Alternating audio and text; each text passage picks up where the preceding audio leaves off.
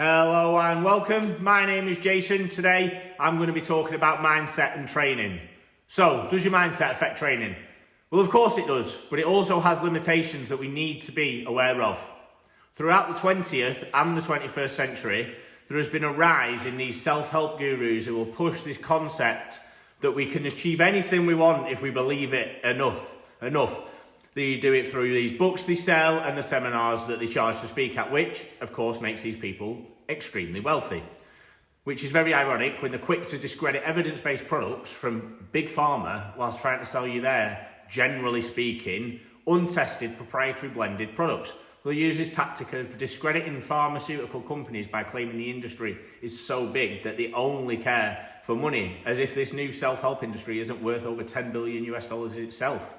But for now, let's take a step back from that and just look at this positive thinking message and how that needs to be basically interpreted into our lives and into our training.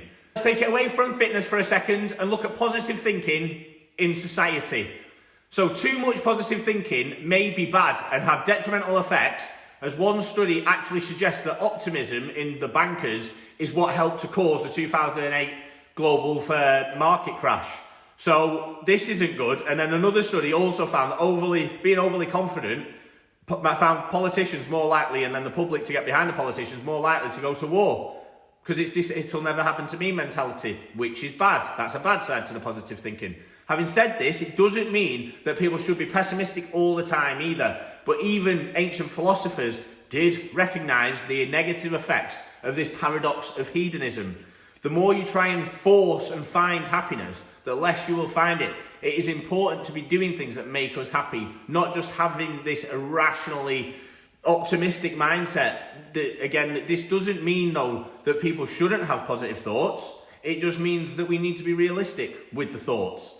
William James's facial feedback hypothesis acknowledged that consistently smiling did bring about a greater level of happiness. So I'm not saying this mindset doesn't work.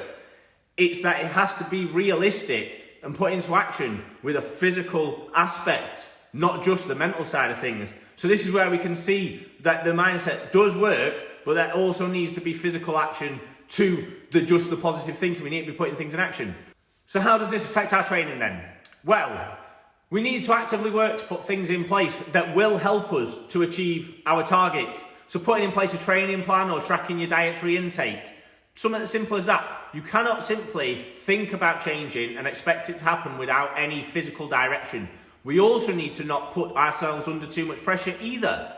Be realistic with our training and with the facilities we have access to. Let's be realistic. If you've never been into fitness before, you're not instantly going to love it because you've tried to convince yourself to do so. As we've discussed before, you can't force this happiness. Training itself, progression in the gym, isn't linear, and neither is real life. Things are going to happen and things are going to get in the way.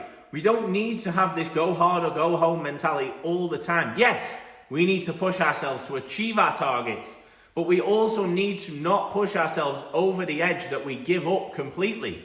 What use is that?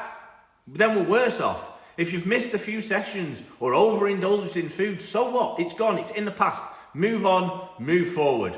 Deluding yourself that you're enjoying something and trying to force a lifestyle that doesn't fit yours, that isn't suited to your own, it's just going to be more detrimental in the long run. It's not going to have any positive effect. How many times have we seen people jumping into a healthy lifestyle to only give it up shortly after because they've tried to convince themselves that they can go all out solely through positive thinking? It just then sets them back even further.